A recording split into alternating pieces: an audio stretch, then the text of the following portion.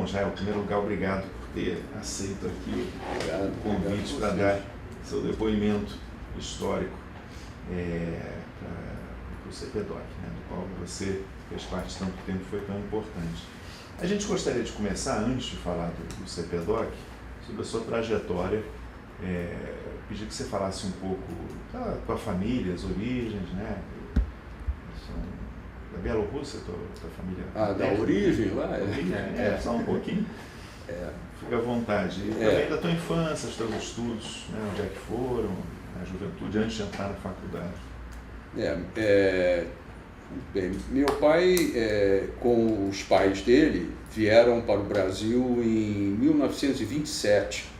Ele nasceu na Bielorrússia, em Minsk, e eles tiveram que sair lá. Na Bielorrússia virou soviética, né, logo na Revolução. Meu pai tinha 4 anos quando a Revolução ocorreu. E eles acabaram tendo que se mudar para a Polônia, muito empobrecidos. O meu avô, ele estava bem em situação financeira naquela época, diferentemente da maioria dos judeus locais, que eram muito pobres. Meu avô tinha ganhado dinheiro com coisas de construção civil, era empreiteiro de construção civil. Eu desconfio que tem algo a ver com ferrovias. Recentemente eu li que o grande construtor de ferrovias, ainda na Rússia Imperial, era um judeu muito poderoso lá. Então eu suspeito que por aí fosse alguma coisa. Bom, ele perdeu tudo com a Revolução e foi para a Polônia, onde ele, o avô, tinha nascido. Chama-se Bialystok, que é uma cidadezinha muito próxima daí da Rússia, e eles se consideram russos, falavam russo lá, né? A língua deles, além do ídis, era o russo. Eu ouvi russo desde cedo na minha casa, né?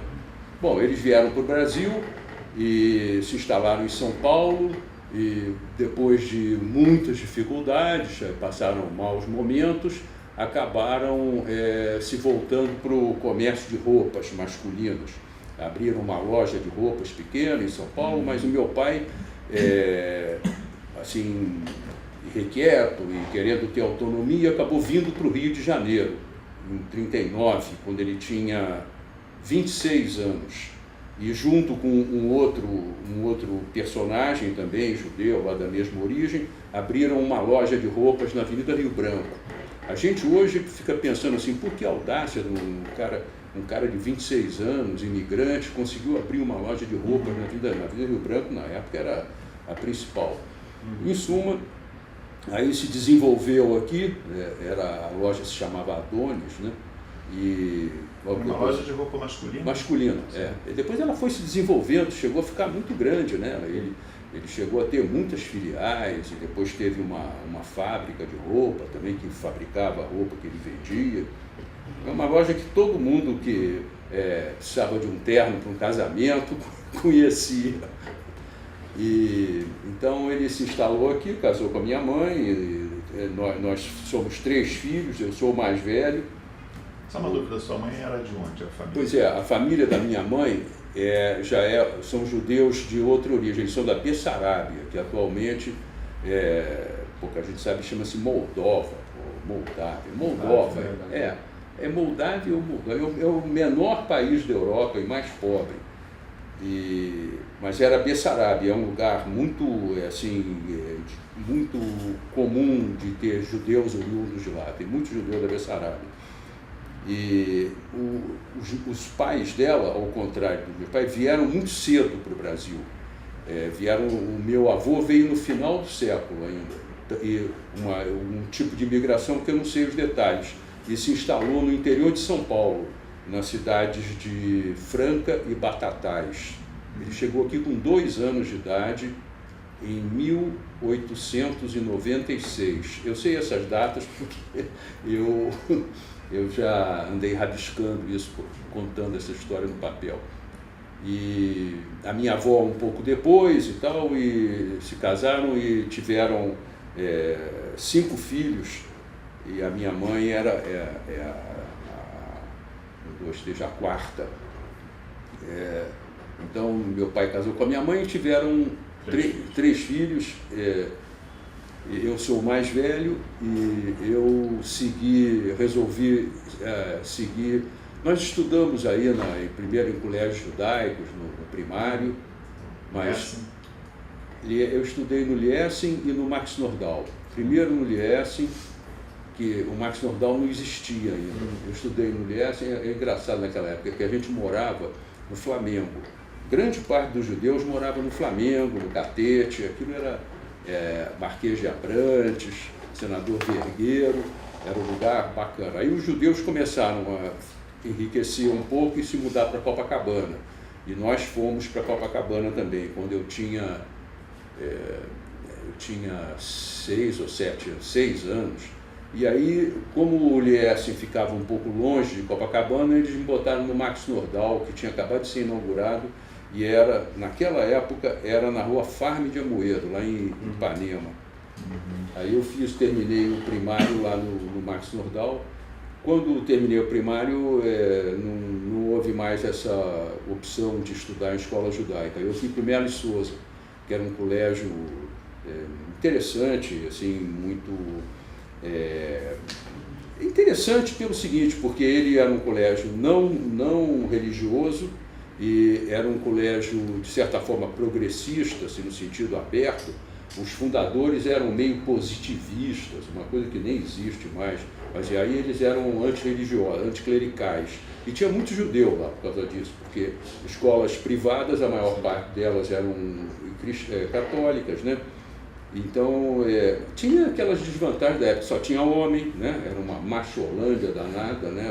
O primário. Depois, no científico, não. Aí já o científico era misto. Eu fiz o ginásio e o científico. E depois resolvi fazer engenharia. Eu me encantei por matemática, no científico, mais no científico. Eu me encantei. No ginásio eu me encantei muito pelas coisas não, mas no científico eu comecei a gostar de estudar, me encantei por matemática, por física, química, e acabei fazendo engenharia. Que ano você terminou o científico? Antes de Cristo, 1959, terminei o científico, eu tinha 17 anos. Entrei na faculdade, na PUC, passei para engenharia da PUC, eu comecei o curso com 17 anos, era bem novinho. Aí resolvi fazer, me encantei por engenharia mecânica, eu gostei. Os 2 primeiros anos eram um ciclo básico, né? Então eu podia escolher, mas acabei gostando mais de mecânica e me formei em 64. Me formei em 64. O serviço militar você não fez? Fiz. Como é que foi? Você parou a faculdade? Não, continuei. Tinha era o CPOR da Marinha, eu fiz na Marinha, chamava CIORM. Hoje acho que já mudou o nome, hoje tem FORM, não sei como é que anda o CIORM. Era a formação de oficiais da reserva da Marinha. Muitos colegas meus da engenharia foram fazer comigo, muitos eram colegas duplos, tanto na faculdade como na Marinha. Então era uma coisa da época, né? Curioso. Os meus irmãos fizeram serviço militar, não quero nem saber disso, né? E muito menos meus filhos hoje. Mas eu fiz 2 anos de curso, era aos domingos, era duro. Durante o tempo de aula tinha que chegar às 5 da manhã lá no cais lá da Marinha para pegar o barco para ir para a ilha. E durante as férias era todo dia. E a gente fazia umas viagens de navio, acho que era isso que me encantou, assim, a ideia de fazer uma viagem de navio, andava por aqui. Não ia muito longe, não, a gente foi até Vitória, até a Ilha Grande, era por aí. Mas o ingresso, né? O ingresso no serviço militar foi uma escolha? Foi. Naquela época foi um desejo. Como eu te disse, como muita gente fez, era uma coisa, a gente achava bacana, era uma aventura e tal. Era um saco, na verdade, era muita perda de tempo, era muito, o ensino, não sei como é que está hoje, mas era muito prosaico, muito mal dado, entende? Mas a gente aprendia lá. A gente fugiu do exército, porque todo mundo dizia que o exército era muito duro, os exercícios físicos, né? Na Marinha era muito menos, a gente ficava marchando lá na ilha, então não tinha muito o que marchar, era pouco. Agora, você faz o curso na PUC, né, em 60, 64, né? O ambiente era de muita muito militância política, isso. Como é que você se envolveu com essa conjuntura da época? Me envolvi. Eu já estava encantado com ideias socialistas, né? E eu já estava encantado com ideias socialistas, tinha umas tintas assim, uma coisa um pouco curiosa, porque meus pais, embora tivessem vindo fugidos lá da Revolução Bolchevique, eles tinham um certo encanto pela Rússia, sabe? Assim, acho que muitos judeus compartilharam isso. A Rússia tinha tido um papel heróico na Segunda Guerra Mundial, na luta contra o nazismo. Eles gostavam um pouco. Vocês falavam russo em casa ou não? Eles falavam, eu só ouvia. Então, até hoje, alguns sons eles falavam, meu pai com os pais deles. E o russo e ídis, era duas línguas assim, alternativas. E aí eu então já estava meio encantado com o socialismo, acabei me ligando lá na PUC ao grupo de esquerda católica que chamava AP. Quero, obrigado. Comecei a trabalhar com ele naquela época, deixa eu ver se tinha uma pessoa, muita gente conhecida, né? A AP, ela englobava todo mundo de esquerda, por exemplo, Pedro Malan, deixa eu ver quem mais que era famoso, muita gente naquela época, né? Só que no início de 64, quando eu estava no último ano, eu resolvi ingressar no Partido Comunista, que eu achava que aquilo era uma esquerda mais assim, máscula, mais verdadeira. Aquele negócio de AP era meio... No PCB, partidão. PCB, partidão. Já tinha tido o caixa do PCdoB, né? Já tinha tido. Naquela época, eu já tinha tido. O PCdoB, para mim, me parecia uma coisa insignificante. E era, né? Era um partidinho muito pequeno e o PCB era um partido muito grande naquela época. Bom, eu entrei e quando, em 64, no último ano da faculdade, houve o golpe, que a gente no dicionário chamou de movimento político-militar 64. A gente mudou na terceira edição para golpe de 64. A gente não usava na época por causa claro, das implicações, claro. Agora, já o golpe, como é que você lembra do golpe do dia? Foi uma surpresa, não foi? Como é que claro foi? que eu lembro, eu estava profundamente envolvido nisso, né? Eu era militante, estava lá na Uni, eu fazia parte de um grupo pequeno que fazia um curso de alfabetização de adultos na Uni. E esse curso era muito pequeno realmente, era organizado por uns caras lá da Uni, e ele era dado em salas de aula de obras de construção civil. Tinha empresas da construção civil, a principal chamava-se Canadá, era conhecida, tinha muitas obras pela cidade. Eles deviam ter alguma simpatia, eles cediam uma sala, um cômodo que estava em construção na obra, eles construíam os bancos e carteiras, o quadro negro, e todo dia eu ia lá às 5 da tarde e de 5 às 7 tentava alfabetizar os operários. O método Paulo Freire? Não era o método Paulo Freire, pois era uma coisa competitiva, era um método mais tradicional, difícil, foi um trabalho muito bacana, emotivo, mas era muito difícil. Os operários tinham níveis de adiantamento muito variados, né? Eu tinha que dar aula quase que particular para um sabia escrever um pouco, outro não sabia nada. Era muito difícil. Me lembro de uma coisa célebre que era uma palavra que todo mundo usava nas cartilhas, que era ave. Então eu escrevia no quadro negro ave, perguntei para o cara que estava sentado na frente, o que é ave, seu Damião? Aí ele, ave é um pé de pau. Para ele, ave era árvore, ave, entendeu? Então ele estava longe era difícil, né? E aí quando veio o golpe, em 64, isso tudo parou, né? A PUC fez uma sindicância interna, porque era muito diferente naquela época, porque era muito anticomunista e em suma, e estava junto com aquele bloco de forças que patrocinou e apoiou o golpe. Eles fizeram um inquérito interno que envolveu umas 30 pessoas, foram punidos.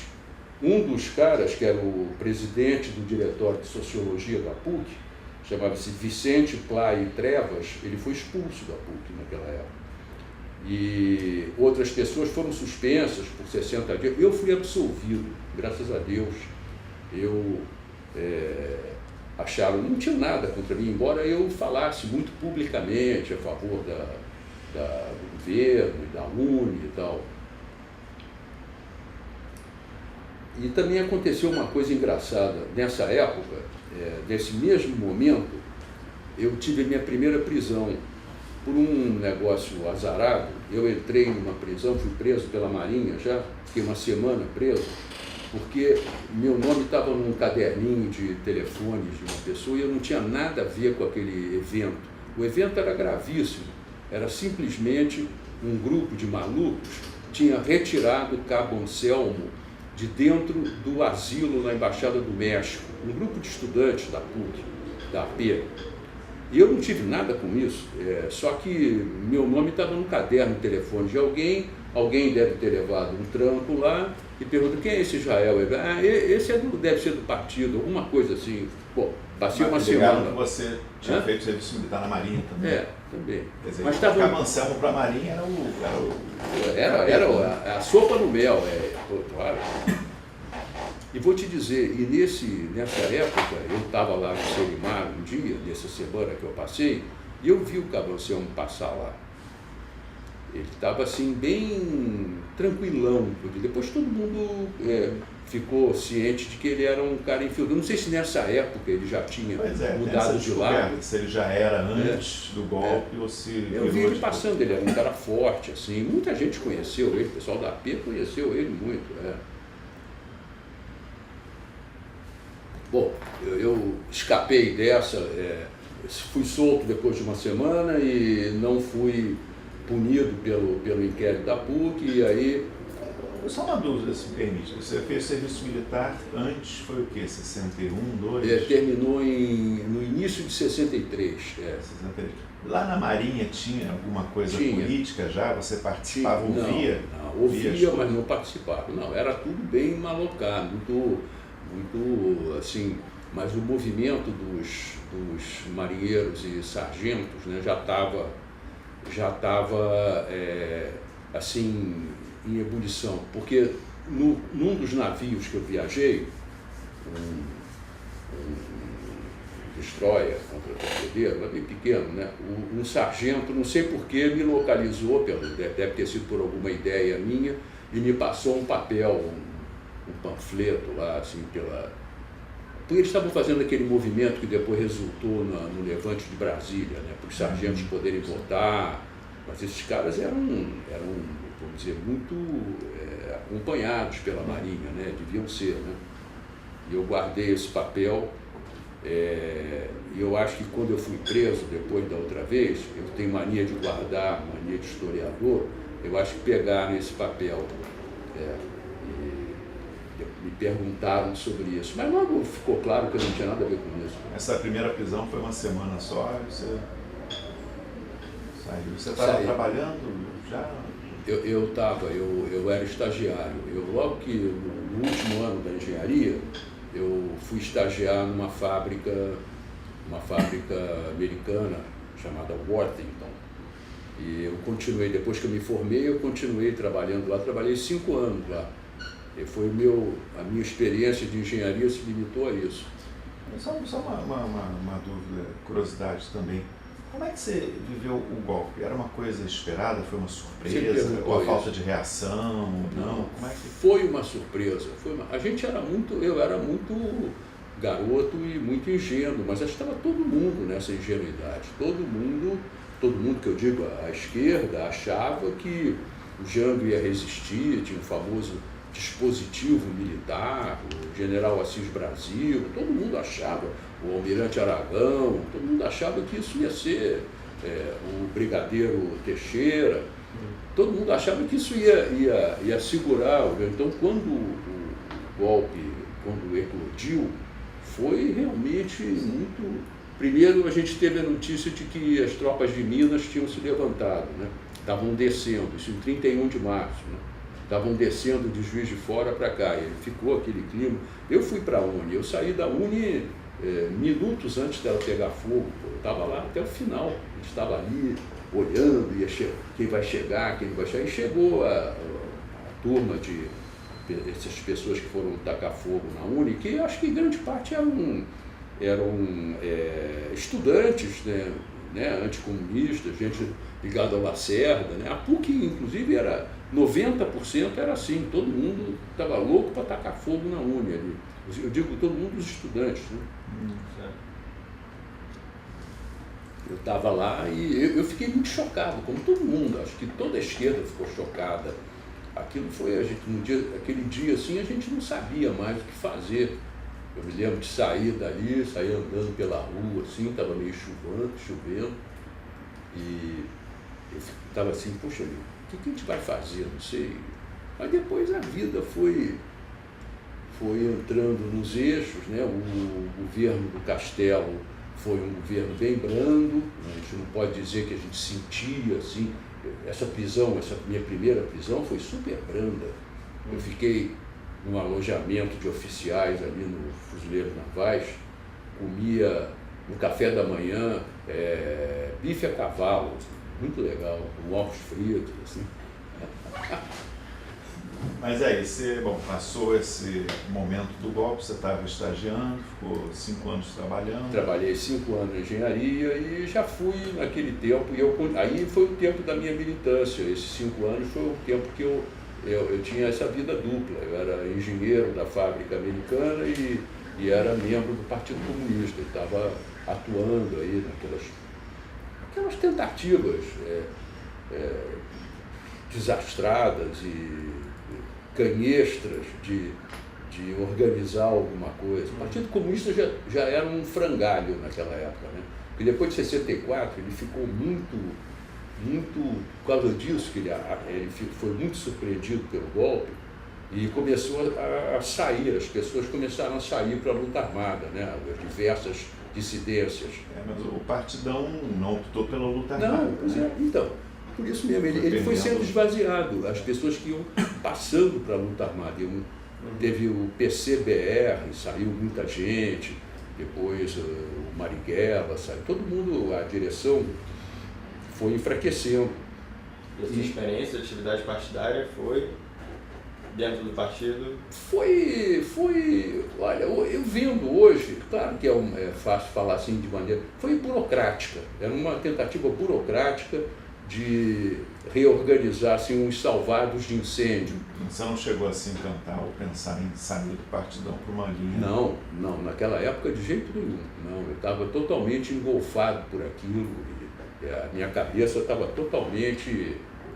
eu via que aquilo era... Eu via, mas não queria ver, entendeu? Você já era casado? Eu casei nesse meio tempo, nesse meio tempo, casei em 67. Com a Edith. Com a Edith. Edith, que era irmã de criação da Celina. Da Celina, neta do Getúlio também. Tá. E aí... Você já convivia com a família do comandante. Exato. Meu casamento foi lá na casa deles. Você chamava de comandante ele, não? Comandante.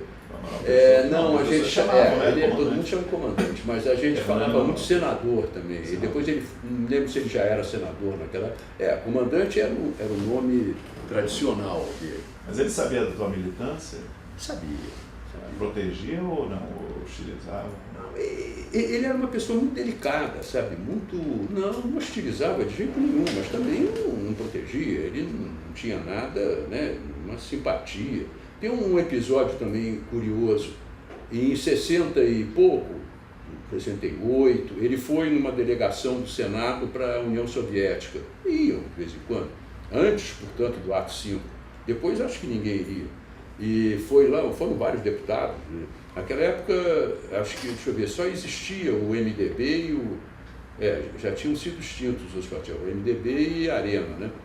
E ele foi, e ele trouxe um monte de materiais, aqueles materiais de propaganda soviéticos, o discurso do Leonid Brezhnev, não sei o quê, ele me deu alguns desses, e eu guardei na minha estante, né? E quando eu fui preso, pegaram aquilo. E eu não queria de forma alguma falar que aquilo era do senador Amaral Peixoto para não incriminá-lo. Ele ia ficar... E não falei, mas não foi grave também. Era uma porcaria do material de propaganda. Mas só que pesou contra mim o fato de eu ter aquilo na estante, né? Mas a segunda vez que você foi preso foi quando? Pois é, aí eu fui preso logo depois do ato 5. Quando o ato 5 foi decretado, em 13 de dezembro, eu fui preso 5 dias depois. Eu estava em plena militância, o ato 5 foi assim, aquele choque, todo mundo sentiu que era uma... Mas a gente ainda estava assim, chocou, mas a gente sabia que algumas pessoas estavam sendo presas. Um dos primeiros a ser presos foi, no ato 5 foi o Lacerda, o Juscelino, algumas pessoas que estavam andando por aí, foram logo presos nos dias. E eu fui 5 dias depois. Fui preso de, assim, total surpresa. Eu cheguei em casa uma noite e a garagem, que era subterrânea, estava cheia de fuzileiros navais, assim, me esperando. E eu tive a oportunidade de fugir, e resolvi não fugir. Pensei assim, porra, vou fugir, vou ter que entrar na clandestinidade, vai ser o que eu vou fazer?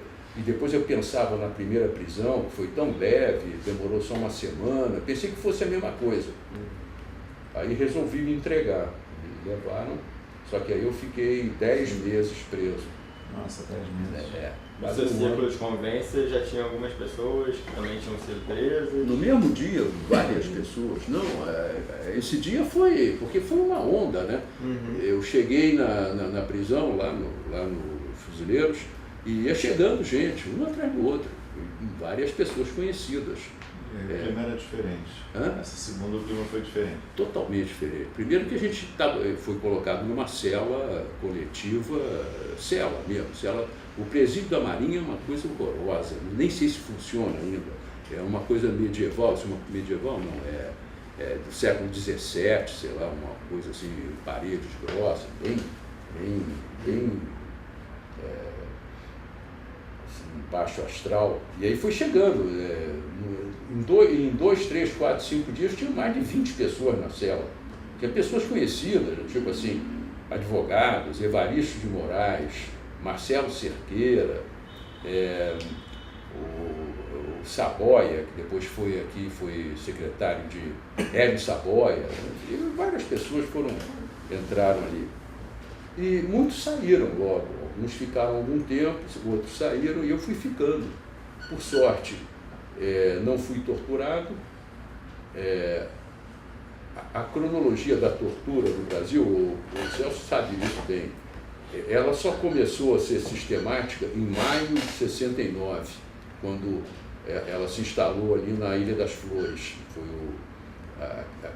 o pessoal que chamava o primeiro MR8, que foi preso lá no Paraná tentando fazer uma guerrilha. Esse pessoal entrou no Palmer, foi a primeira tortura sistemática. Eu já estava, quando isso aconteceu, eu já estava preso há 5 meses, mas eu estava ao lado desses caras, eu estava na Ilha das Flores nessa época. E eu vi vários caras voltando da tortura, todos arrebentados. Foi bem marcante, dava muito medo, né? O próximo você eu, pô, né?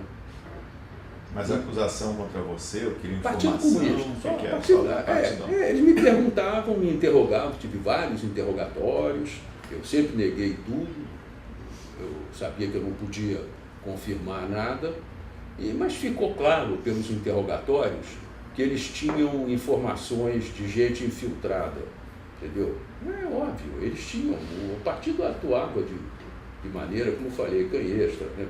E também tinha uma outra coisa mais assustadora, que eu tenho certeza que deve ter acontecido, eles prendiam gente, comunistas, davam uma prensa, o cara entregava e eles soltavam em seguida e ninguém ficava nem sabendo que ele foi preso.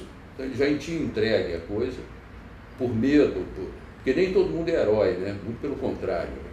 Então, eles sabiam de muitas coisas. Teve um dia que eu fui interrogado lá e o interrogador era ora oficiais de marinha, ora policiais. Teve um policial lá que imitou o jeito de andar do cara que era a minha ligação mais íntima com o partido. Aí eu falei, pô, ele conhece o cara tinha uma perna dura. Ele falou, ó, aqui, ó, andou assim igual. Eu falei, ih, cara, o cara já sabe tudo. Mas eu neguei tudo. Em suma, fiquei lá esse tempo todo. E naquela época tinha... o habeas corpus tinha sido abolido por causa do artigo 5, mas tinha, eu não me lembro qual era o recurso jurídico, o advogado ficava tentando vários recursos, pedindo, porque estava com prisão preventiva, pedindo cancelamento da prisão preventiva. Num desses pedidos foi concedido e eu saí. Final de 68? 69. Já 60. Em outubro de 69. E aí eu saí e fui tentar reconstituir minha vida, né? Aí logo depois a Edith ficou grávida, meu filho nasceu pouco depois, mas eu comecei a ter sinais, eu fiquei escondido aqui, eu comecei a ter sinais que eles estavam me procurando de novo. Eles iam lá na loja do meu pai, iam em lugares onde eles achavam que podiam me encontrar, e aí eu fiquei escondido aí. Eu pensei em sair do país, como quase todo mundo fez, mas não sei que maluquice que deu na nossa cabeça, devemos ficar aqui. Aí fiquei uns 2 anos morando com um nome suposto, num lugar que ninguém sabia, mas uma bobagem, não fazia nada, eu estava só apavorado de medo, ficava ali, até que depois conseguiram na Justiça Militar um acordo lá que o advogado fez, que se eu me apresentasse lá, eles iam cancelar o pedido de prisão preventiva. Eu fui assim, medo danado, mas achei que tinha que ir. Eu fui lá, cheguei lá acho que já era auditoria, né? Porque quando saía do Senimar e ia para a auditoria, já estava mole, era mole. A auditoria era só as formalidades, o essencial era lá no Senimar. Então, aí aboliram a minha prisão preventiva e eu pude me E quem te assistia nesse período? Quem te assistia? Advogado? Era advogado, ele se chamava, ele foi advogado de muita gente, era um velho advogado, chamava Augusto Susequinde de Moraes Rego. Ele era um velho advogado que atuava muito na auditoria da Marinha, ele defendia muito marinheiro, assim, né? Porque os advogados mais políticos não podiam atuar, porque eles estavam muito perseguidos também. Mas por trás dos panos, eu fui muito assessorado pelo Modesto da Silveira, que é um advogado, ele dava muitas dicas para a gente. Principalmente o Modesto, uma época eu tive um famoso, Heleno Fragoso, ele tentou também alguma coisa. Mas quem foi formalmente foi esse Augusto Susequinde. Depois chegou o julgamento, teve julgamento, né? Eu fui excluído, eu tive 3 processos, eu fui excluído de 2 e fui absolvido num terceiro. A auditoria da Marinha, a auditoria do Exército. E aí fui voltando à vida. E foi quando eu saí da prisão que eu resolvi abandonar a engenharia e resolvi, com aquela vivência, eu já não estava gostando da engenharia, resolvi me interessar mais por ciências humanas, história, né? E aí eu comecei a pensar nisso. A primeira coisa que eu fiz ao sair, eu estava muito mal, né? Fiquei mal, fiquei meio destruído pessoalmente, né? Financeiramente, se meu pai não tivesse condições, eu não teria conseguido, ele que me sustentava. Aí mas só uma dúvida minha. Do lado do senador, né, da Edith, a Celina estava já casada com o Wellington, Moreira. né? Moreira Franco também tinha uma atuação de esquerda. Eu acho que ela casou nesse período. Ou já estava em vias de casar. Tinham, mas eles foram embora. Eles fizeram o que... Mas vocês eles foram para conviviam, conversavam sobre Convivíamos, mas o Moreira não se preocupava. Não, mas o Moreira era maoísta, pô. O Moreira, a gente não se cruzava muito porque ele era maoísta, ele era, hoje eu falo, a gente acha engraçado, ele era um fervoroso adepto da Revolução Cultural na época do Mao, na época da 66, né? Porque a AP foi se tornando cada vez mais de esquerda, foi virando AP marxista-leninista. Ministro do braço direito do Temer. Ele era maoísta, rapaz, ele era maoísta fanático.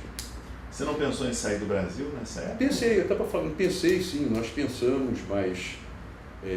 Tinha família ainda na Rússia? Ou não, tinha família na Polônia, Rússia. Bessarabia, em algum lugar? Não, na Rússia tinha família na Rússia. A Segunda Guerra afetou a família lá ou não? Totalmente, né? Totalmente. Porque vocês saíram, né, teu pai? Totalmente. Eu tenho uma história curiosa sobre isso. Quando no auge do meu comunismo interno, meu pai resolveu voltar para a Rússia para visitar os parentes. Tinha parentes lá em Moscou. E era 66, já era o governo militar, mas ainda era moleza. Aí eu fui com eles. Então fiquei lá 15 dias em Moscou, e na época se chamava Leningrado, e conheci a família, tinha uma família muito acolhedora, muito bacana.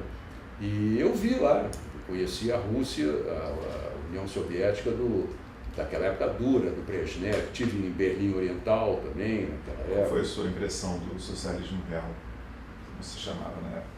Eu estava assim, eu vi que tinha muito problema, mas eu estava embevecido, né? Eu estava embevecido pela coisa, né? Tinha muitos problemas. A família mesmo já estava louca para sair de lá, e eles realmente saíram, um pouco depois foram para Israel, né? Com a ajuda do meu pai, eles todos se mudaram, não todos não, porque era um núcleo, mas esse que a gente tem muita família lá, e até hoje tem bastante, mas esse núcleo que era constituído da família da irmã da minha avó, que tinha um viúvo e 2 filhas com seus maridos e filhos pequenos, eles foram todos para Israel. E alguns já faleceram hoje, e alguns moram até hoje lá. Mudaram o sobrenome, que eles tinham um sobrenome lá, e mudaram para um sobrenome, como muita gente faz lá em Israel, botou um sobrenome hebraico. Hoje eles se chamam, eu esqueci, mas é um sobrenome bem hebraico, Ben-Dor, sei lá, uma coisa assim. Bom, eu tive com eles depois de Israel uma época. Mas então eu tive lá, eu vi aquilo e... Nessa época você já tinha se afastado da militância no partidão? Não. Eu estava em plena militância, estava no auge da militância. Foi em 66. A minha militância durou de 64 até a prisão em 68. Depois que eu saí, eu fui em 66 à União Soviética. Eu só ia falar que naquela época a gente ia para a União Soviética com um passaporte fora, eles não carimbavam o passaporte, porque sabiam que se você voltasse com o passaporte carimbado, você estava queimado aqui. Então você recebia um papelzinho assim, depois quando você saía de lá, você rasgava e jogava fora. Eles já sabiam, né, que a coisa era difícil. Mas é isso. Então, você saiu, largou a engenharia em que ano? Quando eu fui preso. Então bom, eu vou tentar resumir um pouco, porque senão eu não vou... Inclusive eu preciso sair às 5 horas, não sei até que horas vocês têm. Eu não ia falar rapidamente. Quando eu saí eu resolvi abandonar a engenharia, e a primeira coisa a oportunidade que surgiu foi exatamente isso, em torno da Dona Alzira e os pesquisadores que pesquisavam na casa dela. Um dos pesquisadores que pesquisava lá, não era brasilianista, mas era o Hélio Silva, aquele velho historiador.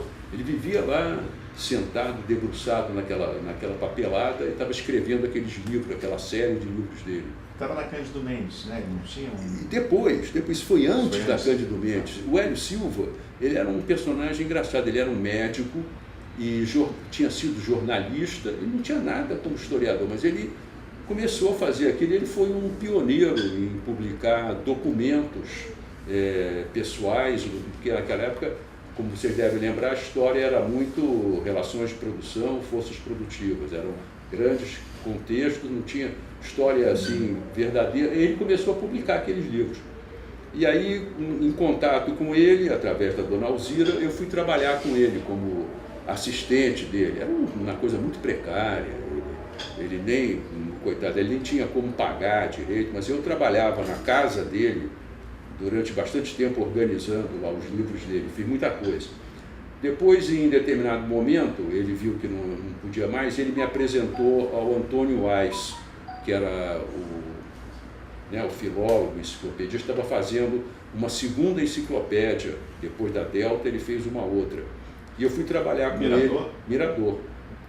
E eu fui trabalhar um trabalho muito humilde, mas foi muito bom para mim. Eu fazia indexação. Indexação significa o seguinte: eu lia toda a enciclopédia, eu sozinho não, a enciclopédia tem 20 volumes, e fazia um índice dos temas e das coisas que apareciam. A enciclopédia tem um índice gigantesco. Então, essa junção dessas duas coisas, de enciclopédia com os conhecimentos de história que eu adquiri lá com Hélio Silva, me deram, de repente, essa ideia de fazer um dicionário da história do Brasil. Porque, quando trabalhando com Hélio Silva, eu vi como era difícil encontrar informações sobre uma pessoa qualquer. Naquela época não tinha nada, né? Você pensava qualquer um, Gustavo Capanema, onde é que você encontra? Não existia internet, nem computador, nada, tinha muito pouca coisa. Então apresentei para a Celina essa ideia, né? Falei, olha, Celina, precisamos fazer um dicionário da política, dos políticos brasileiros, né? Ela, naturalmente, achou bacana a ideia. Ela já estava na fundação? Já, ela tinha acabado de vir. O CPDOC é 73, né? Eu procurei um ano depois, 74. Estava ela e a Aspásia. Já eram foram as duas que começaram. Uhum. Eu acho que já tinha algumas moças que trabalhavam aqui, que depois vou lembrar o nome delas. E aí ela achou bacana. Eu fiquei aqui uns 6 meses trabalhando assim, voluntário, tentando arranjar algum financiamento, porque não tinha dinheiro. Isso é outra coisa, o Celso talvez saiba. O CPDOC funcionava de maneira totalmente diferente. Ele tinha dotações que a fundação dava, que eram minúsculas. Ele não tinha renda própria, nada disso. Então ele arranjava convênios. Aí nós conseguimos um primeiro convênio, graças aí aos conhecimentos, com o negócio chamava Conselho Federal de Cultura, nem sei se existe mais. Funcionava lá no MEC e deu uma graninha para a gente, aí a gente começou a trabalhar. A primeira pessoa que começou a trabalhar do meu lado, éramos uma dupla, eu e ela, a Vera Calíquio, vocês já devem ter ouvido falar, ela trabalhou aqui durante muito tempo, e nós começamos juntos e ficamos batalhando um ano e tanto, até que a gente conseguiu o primeiro convênio com a FINEP. Aí o trabalho deslanchou. Era O CPDOC, ele era parte, né, era um centro dentro do INDIPO, Instituto de Direito Público e Ciência Política, que era Afonso Arinos, que era o diretor, não? Mas não, naquela época ainda era o Temístocles Cavalcante, um outro velho jurista. O Afonso Arinos veio depois. O CPDOC mesmo, que era um grupo pequeno, tinha alguma relação com o INDIPO ou não? Vocês tinham autonomia era só lá? Totalmente formal. Essa vinculação era exclusivamente formal. Eu acho que naquela época, não sei exatamente porquê, a direção da fundação era muito conservadora, né? O Dr. Simões, vou te contar. Então acho que eles não queriam dar um status grande ao CPDOC, né? Então tinha vários institutos, INDIPO, tinha o Instituto de Economia, o IBRE, e vários outros, tinham IESAI, Instituto de Educação.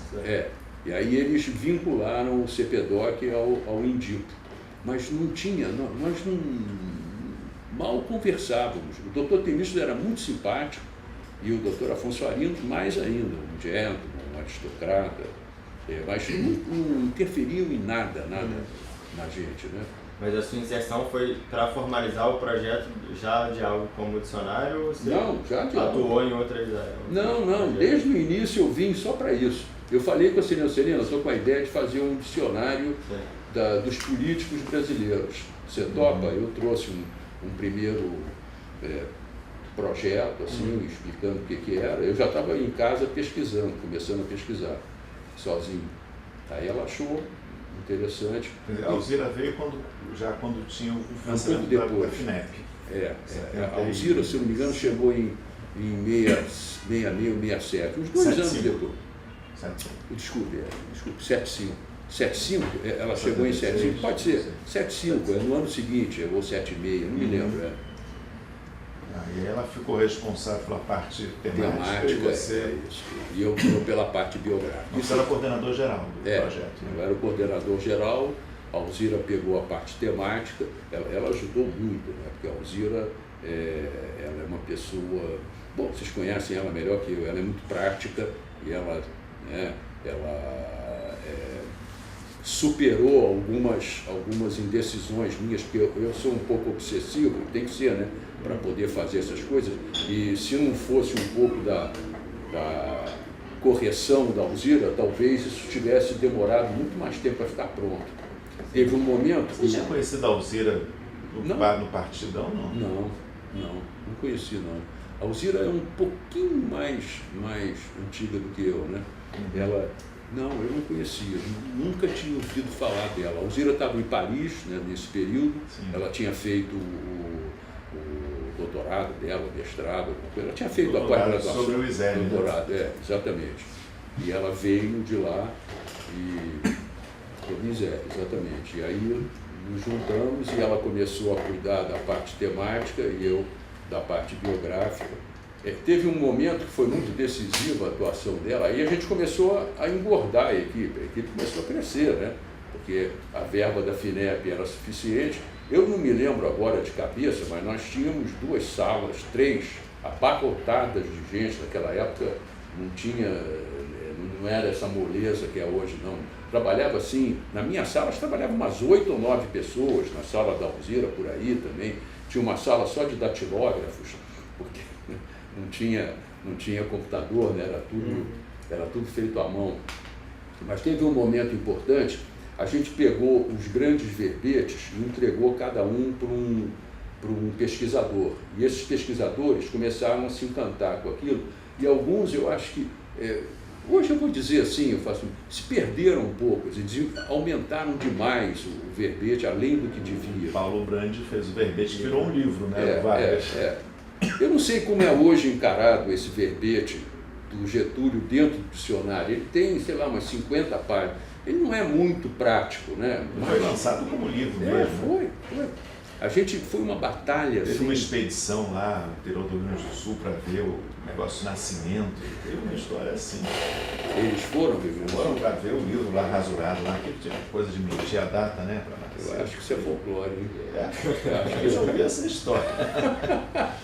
Não sei. Mas já essa rotina de trabalho, você está descrevendo, mas também como é que se decidiram, por exemplo, os critérios de inclusão, quem entra, o que é que entra de temas, de pessoas? Já havia uma ideia preconcebida, assim, uma lista? Havia, não, claro. Isso foi o básico, né? Isso era o básico. Eu ia dizer também que era muito importante a gente lembrar que em 74, quando eu apresentei o projeto aqui, e logo em seguida, muito mais, o Brasil estava começando a ouvir falar em uma distensão lenta, era o Geisel chegando. Então, a política estava começando a ser um pouco revalorizada, porque naquela época era proibido falar assim, o nome Luiz Carlos Prestes, não podia falar isso, se você falasse isso, você podia ser preso só de falar esse nome, né? Então, e assim os outros caçados e tal. Então, a gente começou com muita cautela e revalorizando esse mundo da política, né? Aí comecei isso foi o trabalho que eu fiz, né? Estabelecer esses critérios, chamavam critérios de inclusão. Por que aí todos os deputados, todos os senadores, e para incluir tudo, eu sempre fiz questão de usar como critério, incluir tudo realmente, porque não podia fazer uma escolha. Não podia escolher os bons deputados, né, porque não seria... inclusive porque naquela época os bons seriam os deputados mais de direita, que a fundação consideraria os bons naquela época. E eu me lembro que o doutor Temístocles uma vez reclamou muito, assim, de brincadeira. Ele era muito, muito bonachão. Ele falou assim, mas eu estou do lado do Tenório Cavalcante, no dicionário que é Cavalcante, Temístocles, Cavalcante, Tenório. Era uma vizinhança que não Mas tanto a Alzira, a Aspaz, a Lúcia, o pessoal fala às vezes que aqui na Fundação chama os comunistas lá do CPDOC, quer dizer, era visto aqui como um antro de esquerda dentro da FGV. Era isso mesmo ou é folclore? Eu acho que tinha um pouco. Bom, tinha várias pessoas que tinham uma militância que para cá vieram, né? Não, claro. Eu, inclusive, fui responsável por trazer vários, né? Porque eu ainda era, não era mais militante, mas eu ainda tinha essa cabeça, tinha as amizades de esquerda, eu trouxe muita gente para cá. Você deixou de ser militante quando? Quando é que você saiu, vamos dizer, do partido? Quando eu saí da prisão eu fui parando, mas eu fui parando assim, eu demorei um pouco para me desligar inteiramente. Eu acho que eu fiquei lá uns 8, 9 anos ainda, tinha um ou outro contato e tal, assim. Nessa época eu tinha muito contato com o Werneck Viana, que é um professor lá do IPER, que é conhecido comunista. Então a gente tinha discussões. Esse rapaz, depois que virou um especialista em segurança, o Machado? Não, o que agora é careca, na época era bem cabeludo. Foi secretário de Segurança Pública aqui, depois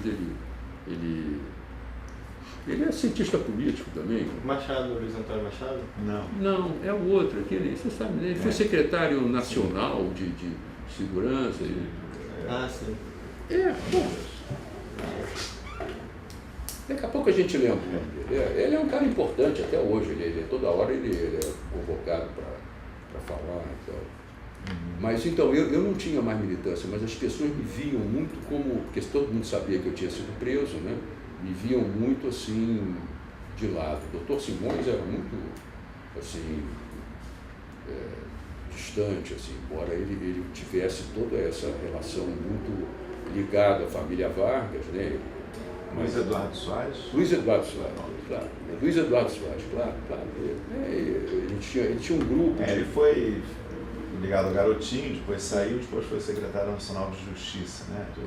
Mas naquela época ele era ligado ao partido, e era muito ligado ao Werneck. A primeira edição foram 3.700 biografias, 3.700 e 700 temas. Então, ao todo, 4.400 verbetes. Está gravando? Bom, então, 3.700 verbetes biográficos e 700 temáticos.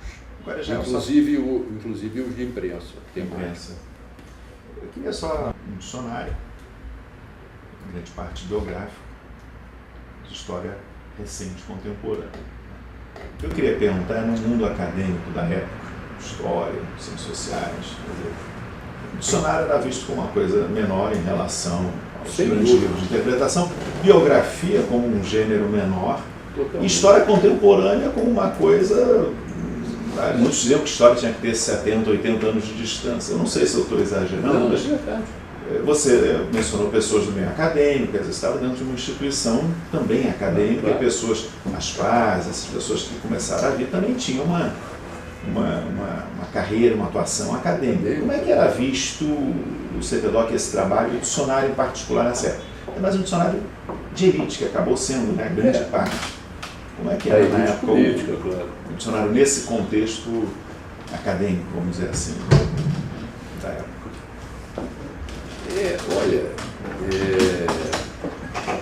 Eu acho que existia, para ser bem sincero, da parte de muita gente, inclusive dentro do CPDOC, um certo preconceito contra o dicionário. Você falou, muita gente achava que um dicionário como esse que a gente estava fazendo era uma coisa menor, não era propriamente um trabalho de pesquisa histórica, então era meio, eu acho que ele era diminuído. Graças a Deus a gente, apesar disso, conseguiu o apoio sempre da Celina e da FINEP, né, que eram as coisas básicas, e através da Celina, da Fundação Getúlio Vargas, mal ou bem do Dr. Simões, eu gostaria de deixar muito citado o superintendente da época, que chamava Roberto Hermeto Corrêa da Costa. Ele deu muito apoio ao dicionário, assim, no sentido de infra administrativa sustentar o dicionário, porque a gente fazia muita contratação de autônomo, todo mundo era autônomo, né? E isso era um problema. A gente teve 200 autônomos aqui, era uma loucura, né? Então, todo mundo trabalhando, produzindo verbetes fora, né? Então, mas isso mas havia essa discriminação. Eu acho que existia um sentimento de que a pesquisa era estou falando uma coisa que talvez seja, não devesse falar, mas acho que era isso, talvez as pessoas sabem. A pesquisa era como se fosse a elite do CPDOC. O pessoal meio do quebrar pedra era a documentação, era o pessoal que ficava lá mexendo com os documentos. E a gente era, então, uma coisa diferente, era uma coisa, né? E aí tinha também o fato de que eu não era de origem historiador, né? Eu sendo engenheiro, eu senti necessidade de me atualizar, fiz meu mestrado de História durante o tempo em que eu estava fazendo o dicionário, eu fiz o mestrado lá na UF. Capa preta e lourdinha. Hã? Capa preta e lourdinha. Capa preta e lourdinha. Foi bom, foi uma experiência interessante. Teve um filme até, né? Com o Zé Wilker, né? Exatamente. Eu fui no lançamento. Ah, pois é. Você foi lá no lançamento? O livro do filme. Ah, legal. Então. Quer dizer, era sobre Tenório Cavalcanti, né? Já era um tema que era derivado do dicionário, era um enfoque assim, de um personagem da política brasileira, muito desconsiderado, porque o Tenório era um marginal, né? meio bandido, uma figura estranha, mas é super interessante, né? E a minha tese sobre ele acho que ficou interessante. Agora, vários verbetados eram vivos ainda. Como é que eles lidavam com isso, estão escrevendo sobre mim? Isso acontecia de querer saber, ou de reclamar, ou de... Muito pouco. Houve muito pouca reclamação. Havia alguns personagens que de vez em quando apareciam aqui e queriam ser incluídos no dicionário. E aí a gente tinha que dar tratos à bola para dizer que havia critérios de inclusão, que não era assim. Os nossos verbetes, como vocês sabem muito bem, são muito objetivos, muito secos, sem elogios e sem críticas, né? Então, muitas famílias não gostaram, acharam seco demais, falaram, não tinha.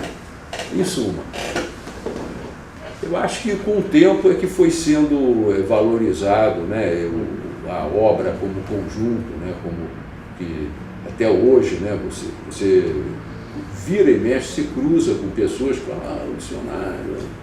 Uma pergunta também de curiosidade, se você voltasse um tempo ao início do dicionário, você faria diferente alguma coisa? Eu faria alguma coisa, eu já falei uma crítica, eu faria alguns verbetes menores, mais concisos. Simplesmente porque eu acho que são mais práticos de ser consultados. Aquele verbete como o do Getúlio, o cara é melhor ele ler um livro, né? Um livro sobre Getúlio tem vários, o Lira Neto escreveu agora maravilhosamente, mas o verbete ficou muito grande, não só ele, alguns outros também. Mas eu acho que tirando isso, eu não diria, existia as categorias da época, eu até falei outro dia lá na coluna do Anselmo, né? Hoje a gente sabe todos os ministros do STF de cor, mas na época a gente sabia os componentes do alto comando do Exército de cor, comandante disso, chefe de departamento. Esses homens eram muito importantes, porque eram eles que decidiam. Então, no dicionário tinha todos eles. Agora eu acho que na segunda edição foram até alguns eliminados, porque exatamente porque uma questão, por exemplo, os critérios de inclusão, né? Todos os ministros entram. Só que, sei lá, o governo Geisel trocou 3 ou 4 ministros. Os governos da Nova República, 3 ou 4 por mês quase. Esse tem 30 e tantos. Ampliou, aumentou o número de congressistas, enfim, aumentou, e a rotatividade de pessoas, né, enfim, de origem mais desconhecida em termos de fontes. Isso causou um problema para a atualização do dicionário hoje, mas porque o mundo político mudou, né? Totalmente. Então não era Não sei como é que a gente faria hoje. Eu acho que, de qualquer maneira, qualquer forma de seleção era problemática, porque ela envolve uma escolha, né, subjetiva.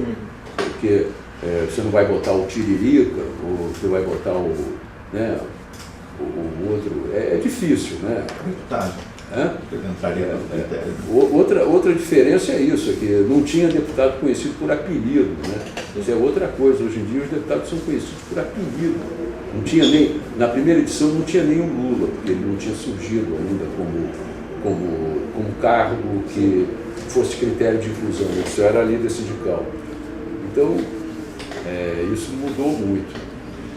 Agora, o lançamento, quando ficou pronto, como é que foi? Foi a recepção, foi muito boa. Tem aqui a Veja, Aurélio da política, né? Era o Sacramento Blake da República, não sei como é que... Foi muito bom. Grandioso, né? Foi grandioso. Esgotou, compraram. Conta a lenda, não sei se é verdade, mas na época só o consulado americano tinha comprado 500 exemplares para distribuir pelas bibliotecas de estudos dos Estados Unidos, latino-americanos e brasileiros, não sei se é verdade. Não sei se é verdade, não sei.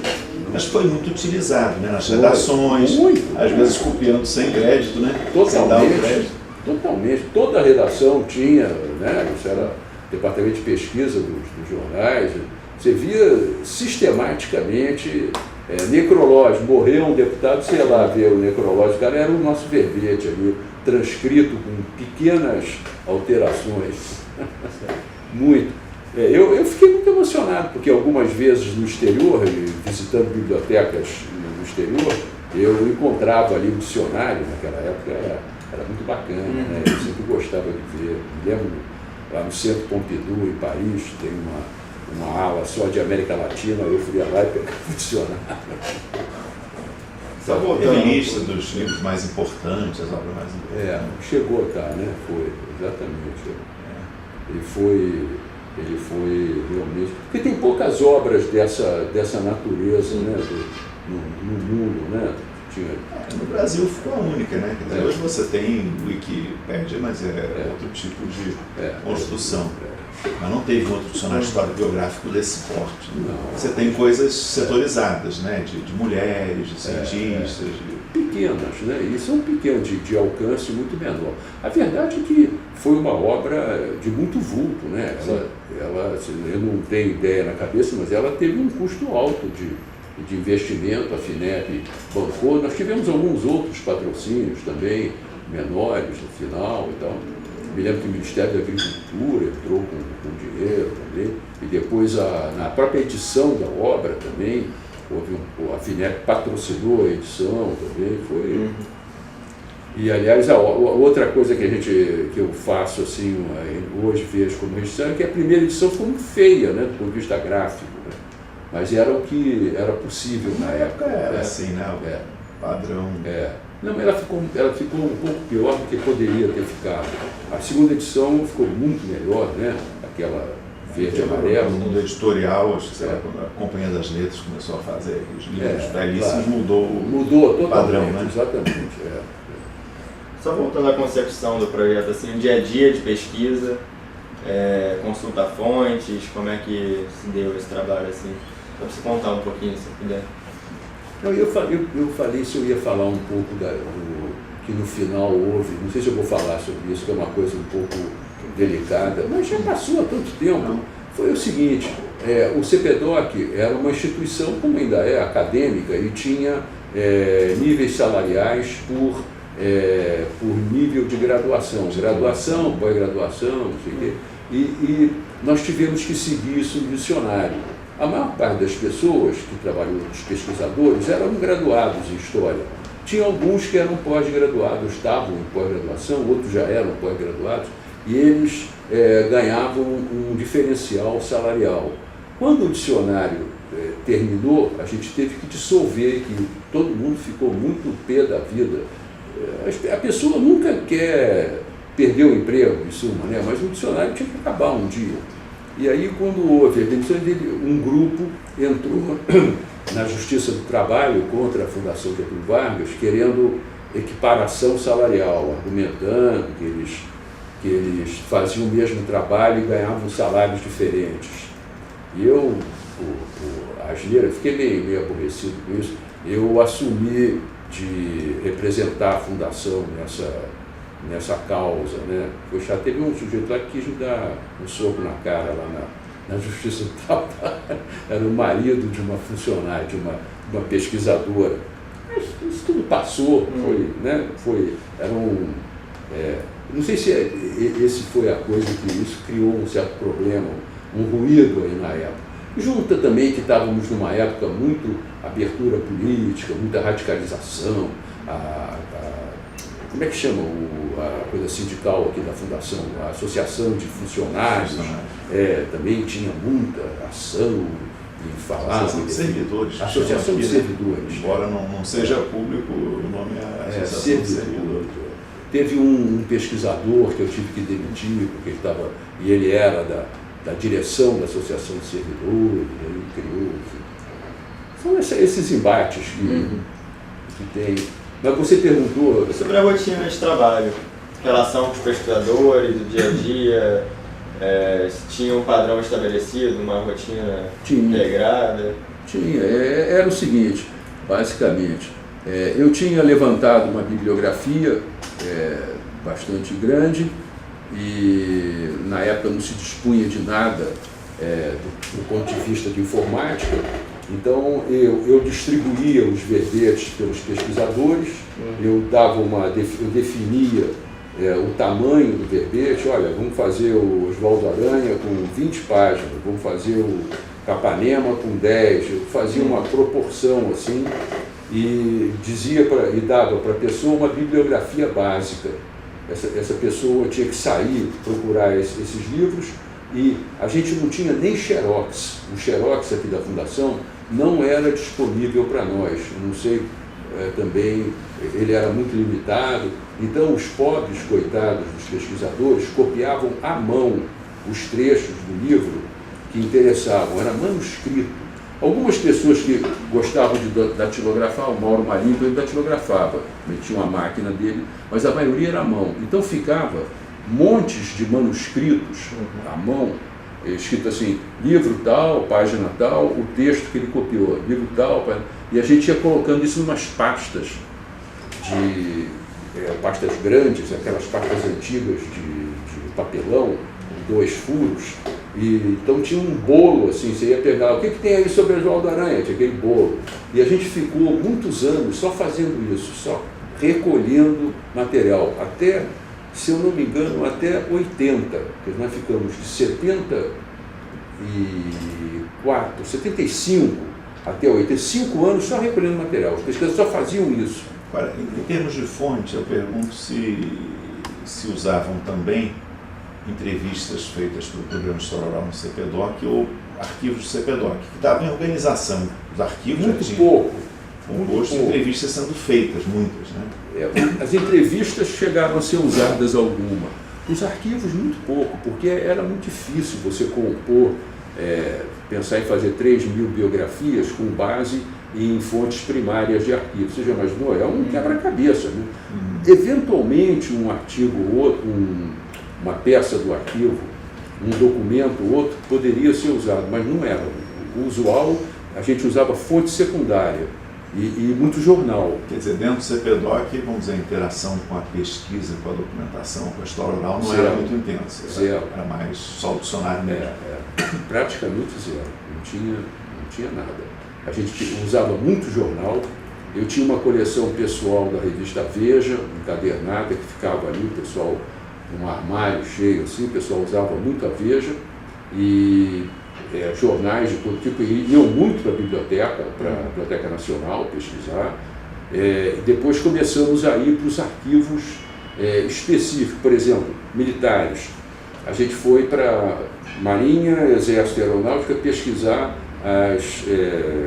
antigamente chama fé de ofício, depois os currículos, as alterações.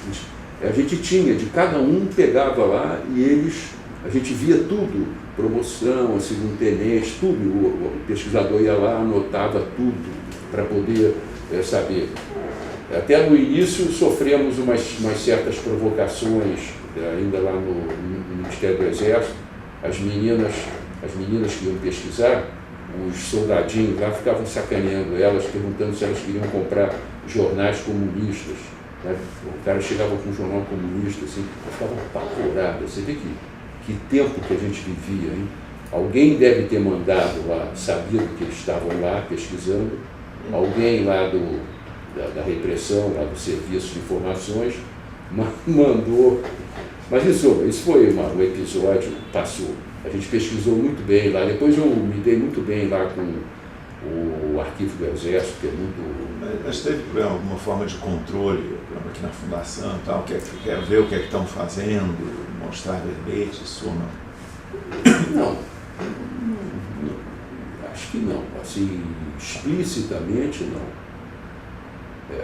Havia sim um certo mal-estar, que é isso. Acho que a direção da Fundação gostaria que a gente fizesse um dicionário dos bons, entendeu? Era isso.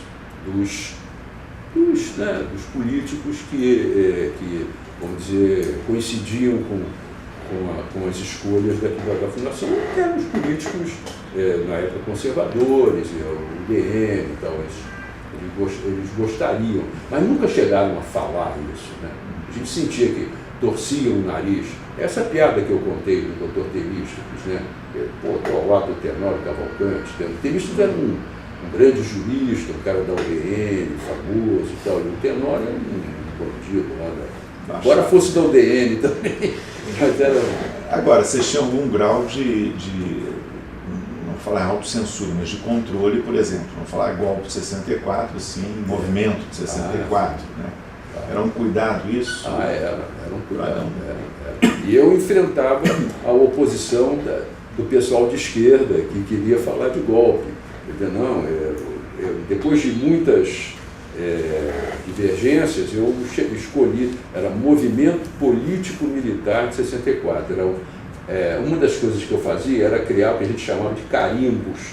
Carimbo era um chavão para definir determinada situação. Eles já sabiam, quando vai falar da revolta de 35, já tinha um texto padrão, botava assim, para cada um ficar inventando. Padronizava. Porque aquilo era repetido em inúmeros verbetes. Eu fiz um guia sobre esse negócio. Os vários movimentos tinha já um carimbinho, assim, então o cara botava. E o movimento político militar de 64 era um deles. Já você ficou até que ano no CPDOC? Fiquei até o 87. 87. O dicionário acabou em 85, ele foi publicado em 85. Daí parou. Eu fiz queria muito continuar o dicionário, mas aí eu não senti já muito apoio. Acho que não havia mais Foi uma pena, né? Aí eu montei uma pequena equipe de estagiários e tinha um rapaz que ficou um pouco no meu lugar, mas nos mandaram. Aquele período foi um pouco. Vou falar uma coisa também que não é muito canônica, mas nos mandaram. Naquela época o prédio não tinha sido construído e aquilo era um terreno baldio, horroroso. Lá no fundo tinha uma casa velha, caindo aos pedaços. Eles nos mandaram para lá, nós ficamos lá, tinha cocô de pombo, não sei o quê. Aí a coisa, senti que não ia deslanchar, não ia mais. Mas as meninas ficaram lá, uns 4 estagiárias, o Alain permaneceu sempre, né? Ele era o guardião da... José Alain Dias Carneiro, ele era o organizador daquelas fichinhas. Plínio ficou? Hã? Plínio. Não me lembro, acho que não. Será que o Plínio? Acho que não. Tinha um rapaz chamado Edgar Pêssego Coelho, que teve por aqui, um pesquisador. Quando eu saí, eu fui trabalhar no Estado, né? Eu saí em 87 para ir trabalhar com Moreira, como eu falei. Na Secretaria de Planejamento. Você foi subsecretário? Subsecretário. Um ano, né? Durante um ano. E aí você saiu e não voltou mais? Não. E o Memória Brasil é de quando que você criou? 90. Eu fiquei um ano lá com o Moreira, depois trabalhei um pouco com meu pai, na tentativa, que não era muito a minha praia, e aí em 90 eu fundei a Memória Brasil, e estou lá até hoje. E qual foi a ideia da Memória Brasil? Era de atuar nessa área cultural, né? Atuar, mas juntar assim, um pouco um lado empresarial com essa área cultural, fazer projetos culturais, né, que tivessem um retorno financeiro, que pudessem, era feito com empresas, né? A gente dizia, a primeira pesquisa que a gente fez de uma certa dimensão era fazer muito isso, era aniversário de uma empresa, foi a Supergasbras, fazia 50 anos. Então a gente montou uma equipe, fez uma pesquisa sobre a história da empresa e publicou um livro e tal, sobre eles. A gente fazia até mais, porque eu me associei com um publicitário, a gente fazia festas, fazia coisas. E depois eu desenvolvi muita coisa. A última coisa muito importante que eu fiz na Memória Brasil, que eu acabei de fazer há pouco, é esse site Brasiliana. Não sei se vocês conhecem, mas ficou uma coisa maravilhosa. Foi um trabalho longo e muito detalhado. Foi a UFRJ, nós fizemos para a UFRJ, com o apoio da FINEP também, e a gente digitalizou todos os volumes da Brasiliana, 440, não sei o que, foi um trabalho muito interessante. Esse período aí do final dos anos 80, anos 90, falou-se muito do boom da memória, né? Muitos lugares começaram a fazer memória da Eletrobras, centro de memória daqui e de lá. O CEPEDOC atuou muito nisso, e depois você também, com Memória Brasil, né? Bom, tem quase 30 anos, né?